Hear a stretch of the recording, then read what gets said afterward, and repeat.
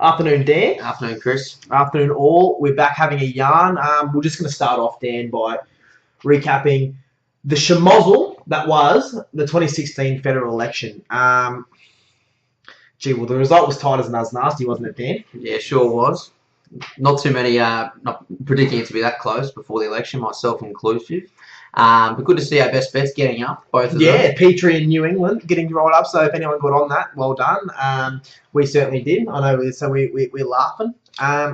Yeah, I think it just confirmed a couple of our theories that we've spoken about in last week's episode about it being who would want to be a politician nowadays. It doesn't take long to get off. It'd be the worst. Right? What did it take? It took 10 months for Turnbull, and he's gone from being one of the most popular prime ministers of the modern era to struggling to cling to power in 10 months. It's a real tough gig, modern day politics. I don't envy that, but probably more to come when we know the result. We'll cover it more in depth once the official results come in. Now we'll move on to AFL, Dan. The Lions, like they needed any more issues, they're having now contract issues with Tom Rockliff, who is undoubtedly, one of their best players, the club captain.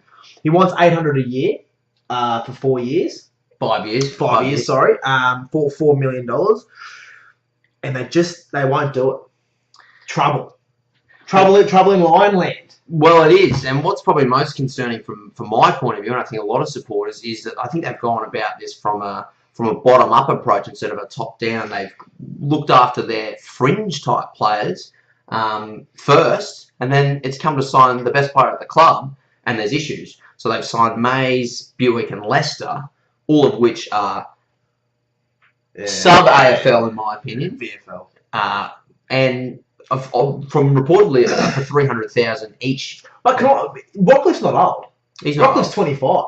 Absolutely. So he's also good for the present, and then he's better for the future.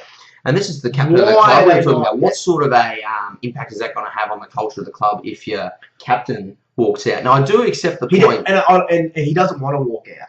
No, he doesn't. But I do accept the point that it's a bit of give and take in contract negotiations, and he's the captain. Maybe he does have to take a little bit less if he says he loves the club as much that he does. But hang on a minute. A couple of months ago, we've signed Daniel Rich for $600,000 over 5 years. So, and we can all accept that Rockliff's a mile better than Daniel Rich. Daniel Rich plays one good game out of 6 and still can't, at 26 years old, shrug a tag. I'm sorry. Tom Rockliff's a mile better than that. So $600,000, we can all accept he's worth more than that. Yeah.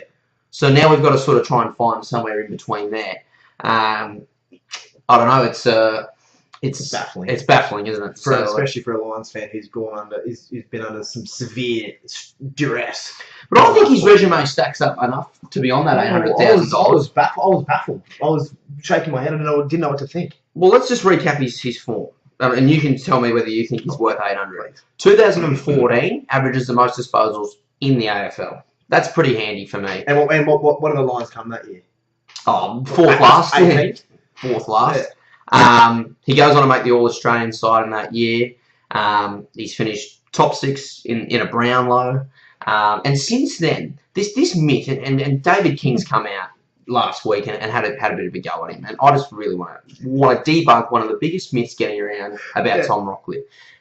Or he's just a ball getter. He's not damaging. All he does is he gets the cheap kicks. He's not damaging. And he went on to cite that he had only gained 10 metres at half time of the Richmond game, the Lions' last game. Yeah. So he's not damaging enough. Now, I'm not sure if David King's aware of a concept in AFL called an inside midfielder, and you don't actually adjudicate someone's ability or impact on a game on how many metres they've gained from an inside midfielder. The bloke had about 20 contested possessions up till half-time, by the way, David. It's more valuable than a couple of metres here and there. And for the record, he's actually been the hallmark of defensive pressure for any midfielder. He's been the standard setup. He averaged 7 tackles a game or something. Averaged 7 this year. Averaged 9 in that year. That's the year of 2014. It's been 9, 8, and 7 the last 3 years. You look around at any other serious midfielder, Fife, Dangerfield, Mitchell, he's got them beaten class. Double them in average tackles. So we've got a real strong work rate player. Inside mid, he's hard. This is a bloke that punctured his lung and broke his ribs in round 1 last year and was back within a month. I mean, he's a tough inside player, a good leader. I just think it's a bit of give and take. How about we maybe stop looking after the fringe shit players and start rewarding the players that tick 9 out of 10 boxes and have put our shit club on his shoulders for the last 4 years. Yeah, look, I agree. And is it the same case with Louis Taylor, who wants 500 a year? Is it 500 a year for the same amount? 3 years. 3 years. Yeah. So is it the same thing, or is he? I know he's younger. He's got a bit of promise. Won the Rising Star. Is it the same sort of thing, or do we have to take in something else into consideration? Well, the resume that I just sort of outlined from Tom Rockcliffe is obviously quite elite, and I think it's a lot better than what Lewis Taylor's bringing to the table. But mind you, he's only asking 500. But look, I'm a big Lewis Taylor fan, don't get me wrong. I think he's going to be part of the next big Lions side. Yeah. I mean, he's got a tough gig, you got to remember. He's playing in probably outside the Bombers, the worst side in the comp. He's playing at half forward. The supply is shit. He's 5'4". Yeah. You know, he's got to try and get up the ground and try and get the ball. There's not a lot going for him. It'll be a very, very tough gig. Yeah. He is having a laugh with 500, in my opinion, but I think he is still a very good player, and I do hope they sign him just for a little bit less. Well, we hope they sign both of them because some of the players they got who they signed instead. Buick, Mays, and Leicester. Yeah, I've got them well behind those two. All right, then we'll move on to Wimbledon. And to one of the shocks of the year, shocks of the decade, is no Novak in the semi-final. We got tonight got Raonic versus Roger Federer, the veteran, and then Berdych v Murray. Where did this come from? Well, yeah, absolutely no idea. It was just he was coasting along so well. I think it was one of those things. I think with Djokovic in the majors, it just got to a point where it was like, oh, well, just let me know when he's in the semis, or let me know when he's playing someone half decent. Honestly, you just don't even watch it. You just don't even think. Just flips through without dropping a set. Yeah, until he's in the semi. And all of a sudden you blink and he's in the semi. You look on Sportsbet and they had him at $1 for the first 4 games. Yeah. 4 games. Very left field. So I want to ask you, Chris, I'm going to run through 4 big major upsets in men's tennis history in recent times. I want you to tell me where this upset from Sam Period has knocked him out rates, and what this means for the future of modern tennis. Yeah. So we all remember back to Soderling beating Nadal in the 2009 French Open. You don't beat Nadal on clay. You just don't do it. You just don't. He did it. Lucas Rosso also beat Nadal in Wimbledon in 2012 in the second round. That was right when he was in his prime. Yeah. Del Potro beats Federer and wins a major in the 2009 US Open final. And Marian Cilic wins a major in 2014 also in the US Open. So they're probably the top 4 big upsets. Yeah. But where are you sort of rating this one? Look, I wouldn't read too much into it. The bloke's won 4 slams in a row. He has looked absolutely untouchable, unbeatable in those Grand Slams. And you have a look at the way he plays. He's very intense. You look at Roger Federer. Roger Federer glides around the court. He won't break a sweat in the first 4 games. Novak Djokovic is very intense. He puts everything into every shot. His defensive game is the best that I've ever seen. Yeah. And that's where that's how he wins a lot of his games, because no one can score points against him. His defensive game is so good, he turns that into attack very quickly. Mm-hmm. So and I'm not saying he was injured or he was. I'm saying that this is just he had to have a bad game sometime. Yeah. I reckon don't read too much into it. He'll be back. He'll be back big time. He'll be back. He'll be favourite again. He'll be outright favourite. I reckon don't read it. What this does mean though is it for Roger Federer, it does mean all these Christies have come at once, haven't they? Because he's now got an opportunity on his favourite surface, on the grass court in his favourite tournament, to win with his biggest danger watching on. Gone. So, because I reckon Roger Federer was priming himself. He missed the French, remember? I reckon he went away and said... I think that's why he missed the French. I think that's why he took a... He probably could have played the French. I reckon he sat down with himself and said, okay, Roger, I've got myself one big chance to win another major. I'm 34 years old. The only way I'm going to do that probably is at my favourite court, in my favourite slam. He's not going to get a better opportunity than this now. And how good was his match against Marian Cilic, where he had to come from 2 sets to love? I was just about to say, form is temporary, class is permanent. Roger Federer, every year, they'll write him off. But in the matches he plays, in the matches he wins, doesn't he just look good? He just looks like a world number 1. It's just when he gets to that stage where he has to come up against a Novak, where he comes up against, Murray of late. He sort of can't get over that mental barrier anymore against players who obviously have stepped it up. But he just looks good, and I just think he loves Wimbledon, and I think he'll lap it up against a Raonic, a Murray, and a potentially Burditch. Burditch perennial semi-finalist has no idea how to step up. Idea how to step up to the big stuff. Murray, whose mental game in front of his home crowd he's professional capitulator. He's that of the England soccer team. Yeah. Literally, he has the same mentality because of the pressure on him, and Raonic, he's a good player, but on grass, a bit questionable. So this is his best chance, and I think Roger, he just looks so good. I'm backing him. Yeah, for sure. I'm with him as well. And just on that game against Chile, he was 2 sets of love down, but the gap between his best tennis and his worst tennis is so small. Even when he lost the first 2 sets, I think one was in a tiebreak and the other one 6-4. 3 match points. Yeah. You never thought for 1 minute that Marian Cilic was... If you hadn't looked at the scoreboard, you would have thought Federer was in front. Just because, as I was saying, the gap between his best and his worst is so low. Then all he has to do is just bump it up 10%, and he wins the next 3 sets reasonably comfortably. And do you reckon it throws the opposition player off when you look down the other end and go, I've got this bloke on the ropes, and you look at him, and no, I don't. Yeah, he's not phased. Oh, no, I don't actually have him on the ropes at all. Well, maybe I do scoreboard-wise, but it doesn't feel like it. He takes 2 points, and all of a sudden he's back. Yeah. Oh, he's my pick. I reckon he'll get the biggies. Yep, for sure. Now, Dan, we'll move on to the Euros. Yes, they've been interesting, haven't they? They've been a punting nightmare. Yep, they have been. Iceland, Wales, just don't even... Portugal. I was on their respective games, and my account's in deficit. So, but good on them. Good on them. They're a breath of fresh air. As I said, they're probably a one-tournament wonder. Portugal v France in the final, but it does lead to a question. Portugal, until the other night, in their semi-final, had not won a game in 90 minutes in the whole tournament. And there's sort of 2 ways you can look at that. You can either look at that and say, well, the tournament's a joke. They should have been out in the group stages because they did finish 3rd. Or do you look at that and say, no, they weren't playing their best football, but they were able to sort of soak that up, and now they are starting to play their good footy at the right end of the tournament. Are you sort of looking at that as a positive or a negative thing, Portugal? Yeah, so I'll take the second point you made, and I said at the business end, they're doing what's needed. They're winning the games now. They're starting to play their good footy. Ronaldo's putting the ball in the back of the net. But they're very lucky. No dispute. Very lucky. Because if they be there in the first place, Hungary, Iceland, Austria, they should have in their group, and they finished 3rd. They're very lucky to be there, but credit where rules are rules. Yeah, they're there, and credit where credit's due. They won their biggest game against Wales because believe it or not, Wales that's been their biggest game so far. It was their biggest game, and they won it. They survived in other games. They made it through, and look, I think now they deserve to be there. Just another question on Portugal. Just looking at France, and they've been a scoring powerhouse. They put 13 goals in the back of the net in this tournament. Portugal, not so much, only the 8. But they seem to be having a lot of shots with a lack of reward. So it's the question I've got for you: is it just finishing prowess that they're lacking, or is it more the distribution, not putting it in enough dangerous areas to lead to points? Well, we all know Ronaldo likes to pop at goal.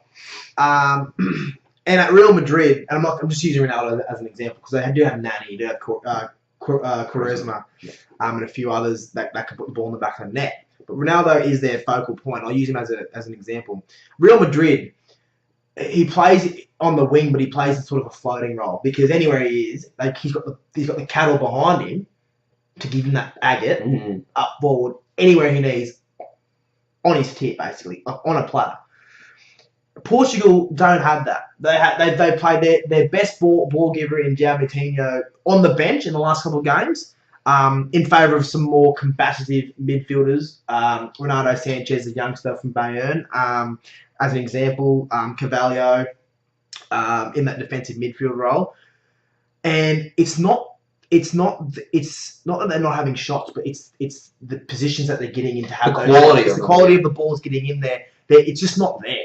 Ronaldo's making his usual runs. Yes, he's playing up front, not out wide, but Ronaldo goes wherever he wants. Yeah. So it's the fact that he's making those runs, but the balls to him up in that forward area haven't been good enough. And they'll need to go up a notch if they're going to knock France off because they've just been scoring powerhouse, haven't they? So you can expect They're going to have to kick at least 1 or 2 to win that game, I think. With France's firepower, in my opinion. For Portugal to win, they have to score first. Yes. Yeah, and really get the momentum shifting. Then maybe stack some behind the footy. If France get an early goal, I think it is trouble. I think it is a big win. It'll be 3 goals plus. And they have been the standout side. Because the thing about Portugal is their defence is good, but it's volatile. There's a crack in there, and if that opens up, Pepe goes nuts, gets a red card, headbutts someone. Brain explosion. They're fucked. Honestly, Portugal's a team like Brazil. Brazil, everything goes right. They're the best team to watch. Goes wrong, 7-0, 7-1 defeat to Germany. It just goes wrong catastrophically. So, yeah. Should be interesting regardless. Yeah, it's going to be an interesting game. It'll be a cracking game. Low scoring, I think, though. Now, Dan, I've got a little segment for you. We've had a big week in politics, big week in sport. I'm going to fire at you a few words, a few individuals. And I want you to fire back with either a word or a phrase to describe them. Okay, try my best. All right. Now we all know Lionel Messi got charged with tax fraud and is facing 2 years in prison. Probably won't serve him. What are your thoughts on his jail time? Justice. You reckon? Justice. All right. Roger Federer. Oozing class. Deserving favourite. All right. Nick Kyrgios.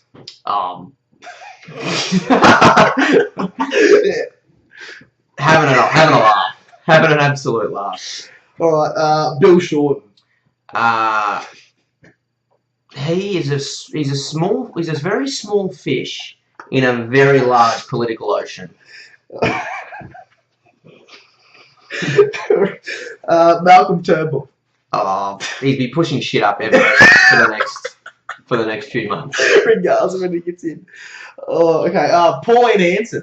The second worst redhead in Brisbane outside Lepich. The Aussie voters as a whole. Sport fucking rotten. It's true.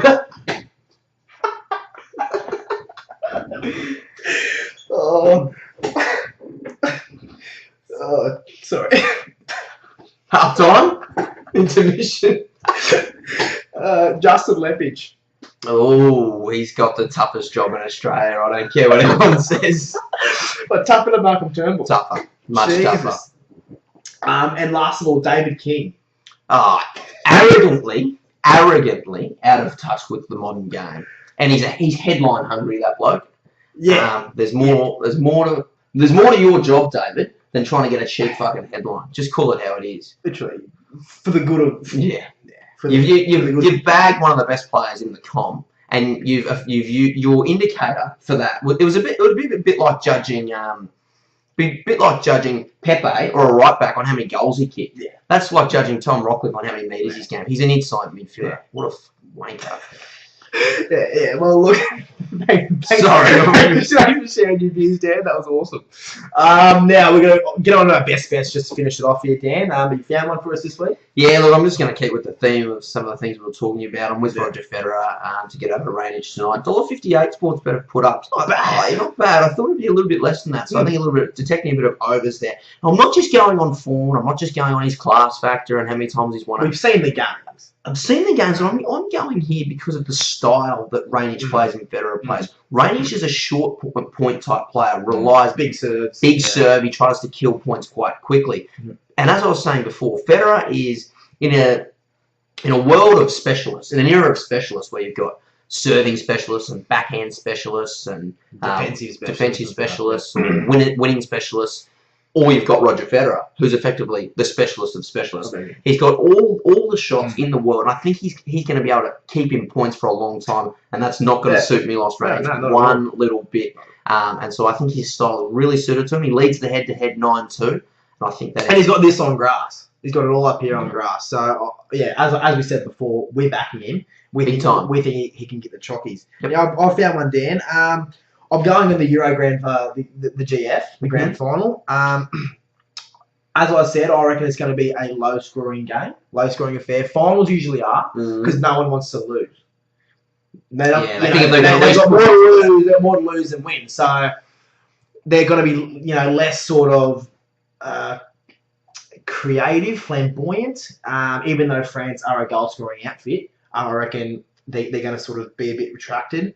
And I think Portugal as well are going to really be tight as a midfield unit because they do have really tough tackling midfielders. So I reckon under 2.5 goals at $1.47. It is short. Might be multied up with Ferrer. Yeah, maybe throw it on a multi. Get even money sort of odds. Yeah, you get some good value there. But certainly if you're willing to splash a bit of cash, there is probably my best. Or if you want a bit of value, the draw at full time.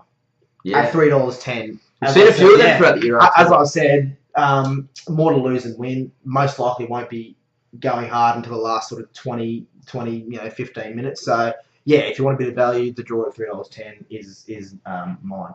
So, Dan, big week of sport. Wimbledon Grand Final, Wimbledon Final. Semis and final. Euro Grand Final. So, and hopefully we find out who the Prime Minister is by next week. The Prime Minister. So that'll all be recapped in a future episode. So stay tuned and happy punting.